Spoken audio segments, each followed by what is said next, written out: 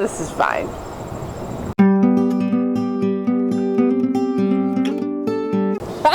Okay, so to set this up, it has been 2 days now of the homegrown year. If you do not know what the homegrown year is, I am going to live off of my little farm here just north of Denver, Colorado for a year. Whatever we produce here is my primary food source. I will be able to barter. There's some other, like, I get 4 meals off, but mostly I'm going to just live off of that which we produce here for an entire year. And today is day 2. It is the end of day 2. And it was surprisingly brutal. I would say the hardest thing thus far has been the caffeine withdrawal. I anticipated, as I was planning for the year, that I was going to slowly wean myself off coffee. I had bought the most pointless thing that exists in the world, which is decaf coffee.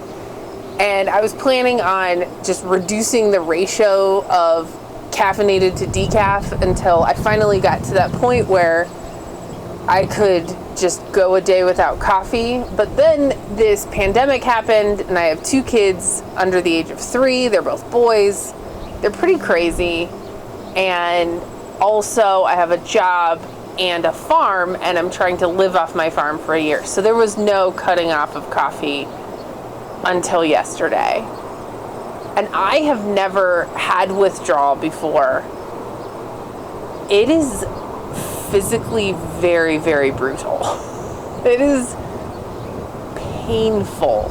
Like so painful. And my husband, who, you know, he's just been so supportive of this entire project. He's the kind of guy that you come home from a wedding with your buddies and you say something like, oh, hey, you know what? I think that maybe I would like to live off of the farm for a year. Why don't we do that? And then he supports you in something like that. He was smart enough to leave town yesterday. He went up to the farm. He took our older son because he knew that me without coffee was going to be a challenge. And it was a challenge. I spent the night before eating Taco Bell, drinking half a bottle of wine because I thought to myself, well, I should throw this wine out because I won't be able to drink it for a year. A year from now, a half bottle of wine will be disgusting. So I really fell on that sword, drank the wine, ate the Taco Bell, and I had just insane anxiety about starting this project, making this leap. And so I'll call it stress preserving. Like, I just stayed up all night making cheese and chopping squash and trying to get it in the freeze dryer. And so I did that, and then I woke up and didn't have coffee, and it felt bad. It felt really, really bad. But the good news is yesterday I ate quite a bit of cheese and quite a bit of zucchini. I haven't cracked into, I do have some chickens and some quail all in the freezer right now. So I have some meat options, but I have not cracked into them yet because I have so much fresh food, and I would like to save food that I need to eat that is already preserved for a time when I need preserved food, when I don't have enough calories just around. So I'm trying to be methodical about that, and I definitely keep in my own head just repeating the parable of the grasshopper and the ant, and just keep telling myself, be an ant, be an ant. You have to put up enough food. And so I keep trying to calculate how many calories I'm gonna need. And the truth is, I'm not going to be able to math my way out of this, no matter how much I try to calculate it. So it's been tough. It's been really tough. But also, there was just this very almost relief feeling going from planning to actually doing the thing. And so that's been really nice. It's good. It's good to have started. And it is good to feel like it is something that I can accomplish. It's going to be really hard. I have so much respect for real farmers because I'm I don't think I've necessarily fallen into that category. Maybe by the end of the year, an actual farmer can like bestow upon me the title of farmer. But for right now, it's kind of insane. And I keep walking around and saying like, this is fine. This is fine. Like the dog from the meme with the burning room behind me. This is fine. But I think I can do this. So, hopefully. But I'm taking it really seriously, and I'm really trying very hard. But it's only 2 days, so ask me in 363 days. See? Totally qualified to homeschool my kids, too. This is fine. If I had to pick what my biggest 2 stressors are, number 1, I just keep thinking forward to like January, February, March, April, December. I just keep thinking, will I have enough? Will I have enough? Will I have enough? And I want to make sure that I'm not so anxious about being able to accomplish that I do not live in the moment and appreciate it. So that's a big stressor. Definitely the headache. Like getting rid of the caffeine headache is going to be really critical to success, because I don't think I could live with the current situation as it is for a year. But I would say the other biggest stressor is just like figuring out how I'm going to fit into society. You know, how am I going to go to restaurants and just order water, I guess? And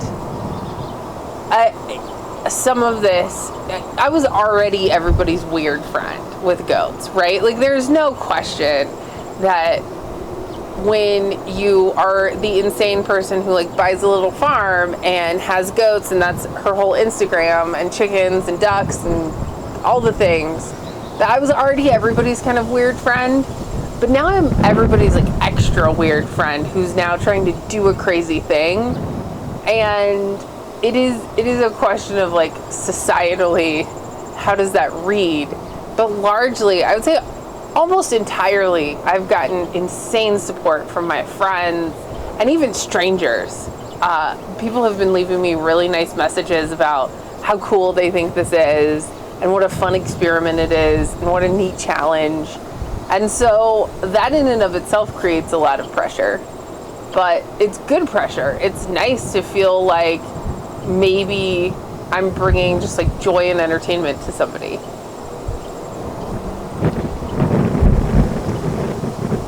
How are you handling the stress of balancing work and family and the project?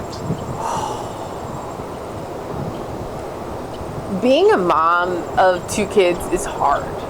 Like, there's just no question, especially 2 kids under 3, especially 2 kids under 3 in a pandemic. There's no question that is just a really difficult challenge. And I have a job, and I have a farm. I'm trying to feed myself. I'm trying to take care of my kids and be a good wife and like treat my animals well and do all of those things well. And it is no question a big challenge.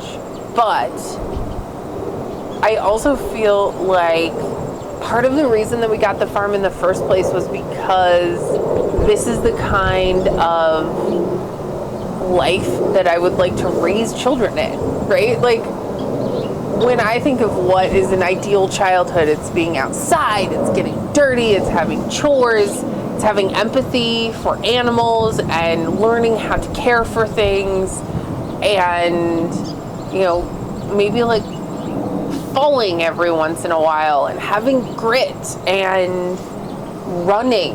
Just like, it is so nice to just be able to send especially my older son, just outside and be able to see him from the house, but just say like, go run, go check on the trees, go check on the chickens, you know, go.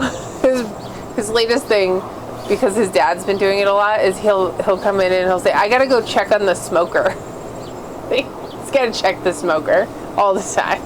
I don't know exactly what necessarily he does to check the smoker, because he's 3 and clearly not qualified to know if there's something wrong with the smoker, but he does check it a lot. So I feel like this is an opportunity to do something hard and to teach my kids that they can do hard things, and to show them that with grit and scrap and hard work and dedication and luck, that you can do something hard and weird. And also, I don't want to be the mom that's the same as all the other moms. This is not that, for sure. I'm not that mom.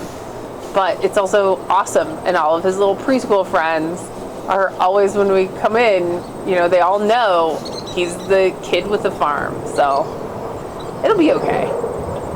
But basically, if there's one person to give credit to in this situation, it is my husband. He is the kind of guy who just supports these kind of projects, and he's just so, he is the exact appropriate amount of the combination of loving and just like a general check on the system, because I have these very high-minded goals and I have these aspirations, and he likes to remind me of the confines of like time and space and physics. And frankly, that's important. I think it's good to have somebody who's like that, who supports you wholeheartedly, but can also make sure that you know that they are got your back, but want to make sure that you only bite off what you can chew. And the fact he thinks that I can do this thing tells me that I can do this thing. He's great.